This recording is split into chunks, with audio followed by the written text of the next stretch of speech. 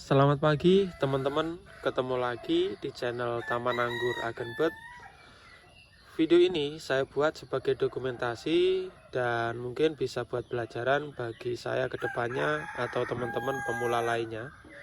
Jadi di sini saya sebagai pemula juga, tapi karena terlalu nafsu atau hobi nanam anggur, nah akhirnya bisa coba-coba.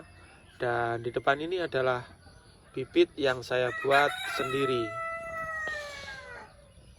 Ada beberapa teman-teman ya dalam video sebelumnya yang baru gabung, dilihat saja video sebelumnya. Anggur saya sudah ada yang buah, nanti juga saya review. Dalam video kali ini kelanjutan pembuatan bibit saya. Jadi ini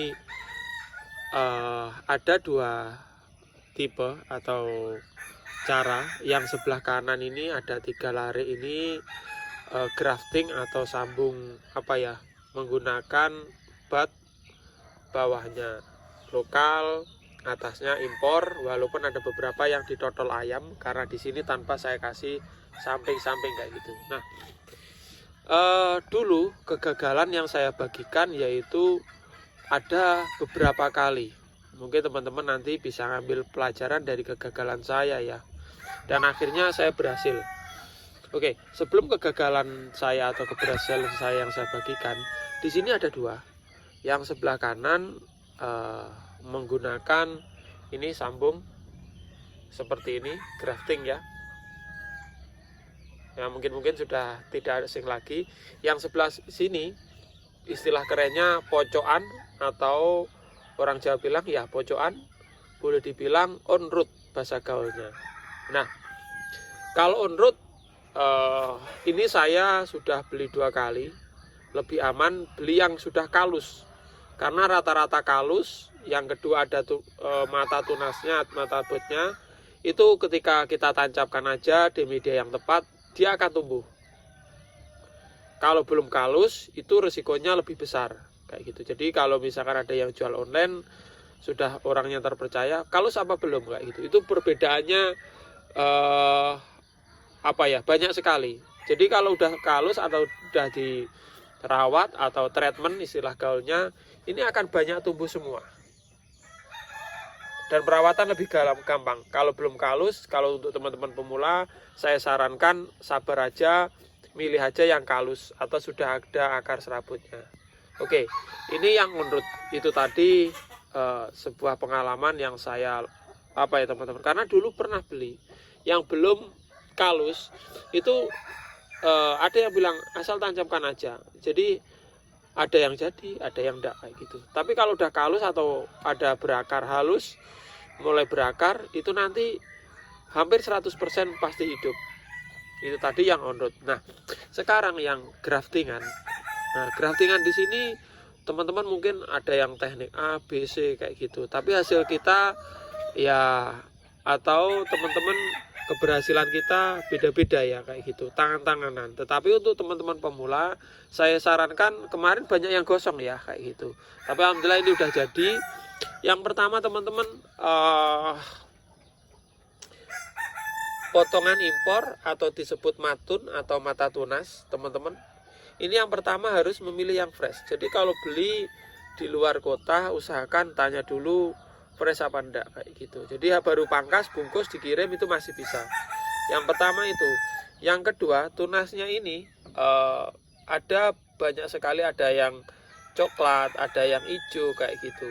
Kalau pengiriman jauh agak kecoklatan itu bagus. Tapi kalau misalkan dekat saja, ini yang tua tapi yang masih warna hijau, ini pertumbuhan akan lebih cepat. Yang tua, yang hijau. Nah, setelah itu sampai rumah, teman-teman cari saja yang ini udah kalus, bagian rostok atau batang bawah yang sudah kalus, itu malah lebih bagus. Jadi ada tuh yang dijual online harga murah sekali, itu yang belum kalus kayak gitu. Kalau sudah kalus, nanti malah lebih, tingkat kehidupan lebih bagus, lebih banyak kayak gitu. Kalau belum kalus langsung udah dapat entresnya, kita grafting, resikonya nanti ya banyak yang gosong itu tadi teman-teman, masih 50-50. Karena apa? Batangnya aja kita tancapin belum tentu tumbuh, apalagi yang batang biasa kita sambung kayak gitu ya. Itu resiko lebih tinggi. Oke. Yang pertama itu keuntungan lebih kalus lebih enak. Yang kedua nyambungnya lebih enak. Dimana batang yang udah kalus RS rostok bawahnya ya istilah kerennya ya. Ini batang bawahnya udah kalus. Ini kulitnya ini membengkak teman-teman. Jadi kita klebet, kita sambung itu lebih enak. Kayak gitu. Ini untuk yang ukuran pensil ke atas. Jadi yang sudah kalus itu kulitnya atau kambiumnya itu di sini lebih banyak atau kulitnya lebih besar. Kita klebet akan lebih enak. Kayak gitu teman-teman. Dan tentunya kita dalam penyambungan lebih enak. Disambung rapet, presisi rapet. Kita taruh di tempat yang teduh. Teduh dulu, kayak gitu. Jangan langsung dipanasan. Setelah itu teduh, nanti kalau 10 hari nggak gosong biasanya nyeprut-nyeprut semua. Setelah nyeprut nanti biasanya sekitar 2 batang. Kalau saya sendiri tempatnya sederhana, saya pindah di atasnya seperti ini ya. Ini kita ajari yang agak panas sedikit, jangan langsung terik matahari. Kayak gini. Nanti kalau udah muncul apa ya, sulurnya, ini mulai muncul sulurnya, berarti akarnya bawah udah gondrong. Ini udah pada tembus akarnya segini. Boleh kita coba dipanas-panasin. Tapi teman-teman kalau memiliki mini greenhouse ya, kalau orang bilang itu atasnya bisa dibuka sebentar, ditutup lagi seperti itu juga bisa. Nah, ini tadi tingkat keberhasilannya lebih banyak teman-teman. Kayak gitu.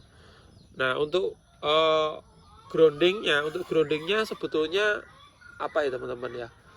Kalau usia segini ya bisa, tapi saya sarankan mungkin 1 bulan lagi lebih kuat ya akarnya biar nggak gampang stres kayak gitu. Kecuali teman-teman ekstra hati-hati kayak gitu. Ini tadi tentang pengalaman saya tentang pembuatan bibit anggur ya. Jadi hitungannya jelas. Kalau misalkan beli 1 batang ya seperti ini di luaran sana, ini mulai harga di online itu mulai harga 50.000 tergantung jenisnya ya. Tergantung jenisnya mulai harga 50.000 sampai ada yang mahal kayak gitu. Kalau yang murah-murah amat saya nggak tahu jenisnya apa kayak gitu. Sekitar 50.000 ke atas ya. Tapi kalau kita buat sendiri, ini modal interestnya mungkin kita beli borongan 3.000-an, impor standar ya.